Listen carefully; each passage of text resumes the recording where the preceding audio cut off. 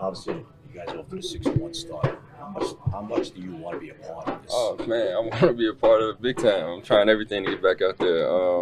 I never even, been a part of a team that went that's going 6-1. Um, yeah, I'm trying to do everything to get back out there. What's it like to watch that 6-1 start from the position where you are? You can't be out there yet. Say it again. To have to watch that 6-1 from the position you're not Uh, being able to play. uh, I get jealous of the guys, and in a good way though. It motivates me more to get out there with them, just so I can put my little stamp on the game. However that comes, if it's in the blocking area, if it's in the, pass catching, that's the part I get jealous about. Just seeing them guys out there having fun with it. Yo, what's up YouTube? Welcome back to another video. Today I'm going to be talking about that video clip of the video you guys just saw of Kenny Golladay talking about how he just wants to be out there and like get healthy, and he's like jealous of like how the guys are like competing, they're winning, and they're having fun out there because this team hasn't been winning for quite some time. Like the last time they had a win season was like 6 years ago, maybe 7. I think since Kenny Galladay's like always lost every year of his career. Like if this team makes the playoffs, like a lot of people a lot of players are gonna want to come to this team because the coaching and the atmosphere and the culture they're building in this locker room. Kenny Golladay seems to have a better attitude than what he's had. Like Kenny Golladay, he's always seemed to like his head down, like Mr. Negative, like he didn't get the playing time. I don't know, he hasn't really been in the right mindset, and what I've heard there and that was what you want to hear from any player with confidence and like just, wanting to be out there and competing and playing football games. I'm gonna obviously root for this guy because I'm never gonna root against players. Um, I mean, you look at these stats right here. I'm gonna show you right here. Kenny Galladay's still got that in him. It doesn't just go away. It's still there.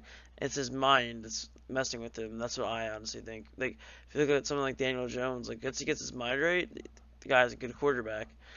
Like look at all these players that like once they get their mind right, they're a good player. Like Saquon Barkley, he wasn't really in it last year because in his mind he was like thinking about his knee and his injury and like if he's gonna get hurt again, which he did. And then once he started feeling good, he got hurt, the sprained ankle against Dallas. But if Kenny Golladay could come back, because who knows if the Giants could afford a new receiver like Jerry Jeudy because they only have like $3.2 million cap space.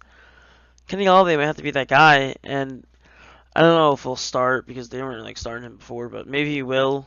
I don't know, who knows. We might not be able to get a trade unless it's like a cheap deal, second round pick. That's like $1 million in cap space, something like that. Something cheap because I don't know because we can't afford big contracts. The DJ Moore thing, if we're being honest, probably not gonna happen as much as I want it to. If there's a way, which I don't really know how. If I'm not as good as cap space as some people, so if you guys are good with it, let me know. Um, I think we're probably still sticking with the plan that Joe Shane has. I think that his plan is to compete now, build for the future is what he said day one. He's got 9 draft picks. He's got his own scouts now. He has money to spend in free agency because he was kind of tight roping what to spend, where he could spend. Like I was surprised if he somehow got Glowinski. Like he couldn't go out and sign players he wanted. He just had to draft players. And the whole Kadarius Toney thing it's a little ridiculous. If I can find it, I'll pull up a tweet where he was like saying where he replied. I forgot one of the Giants like media guys. He said like that wasn't the full story of like the Giants like resting him for precautionary reasons.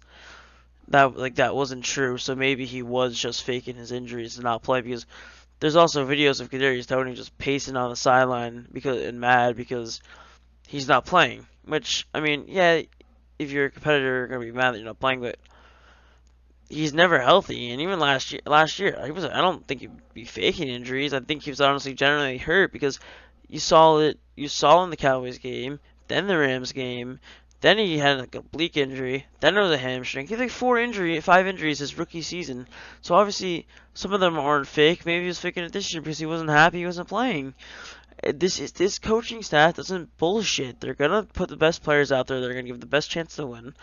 They're not gonna put you out there because you're a first round draft pick. There's Tony, if you're listening, but probably not because you're young Joka, probably recording your freaking rap albums.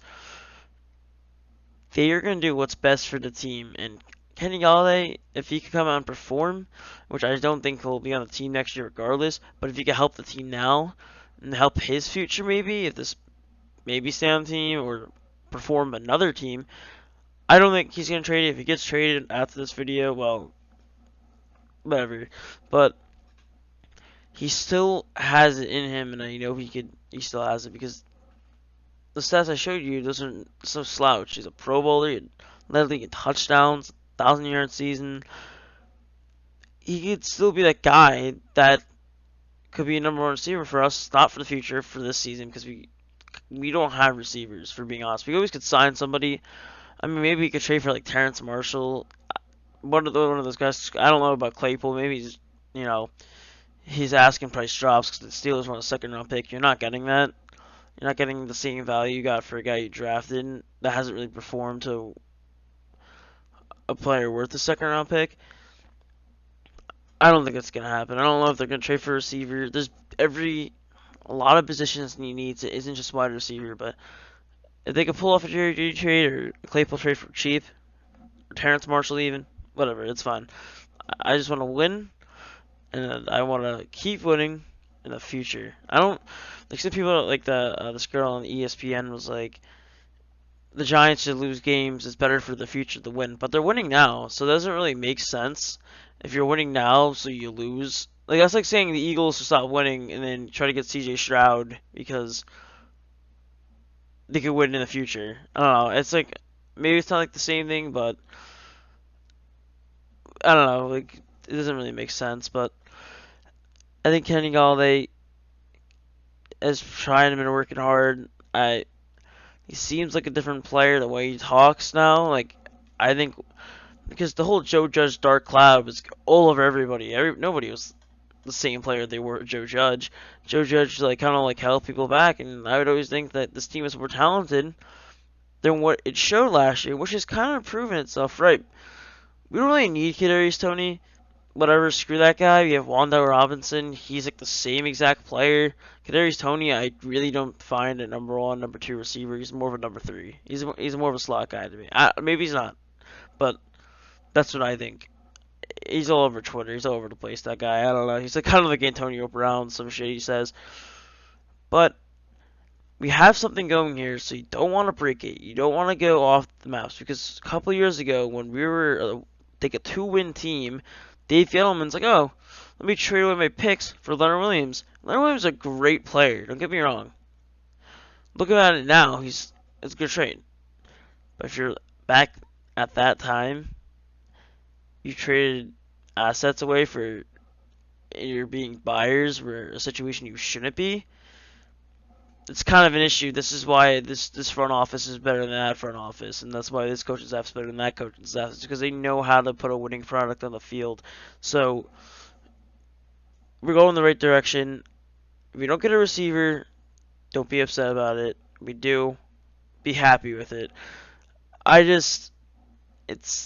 This season was an unexpected season, so I'm just happy the way it's going in the first place. But make sure to stay tuned for more videos like this. If I'll be making, if there's like a trade or something, I'll make a video on that. Also making not just Giants videos, probably Knicks, like maybe Yankees or Rangers. Anyways, see you guys in the next video. Peace.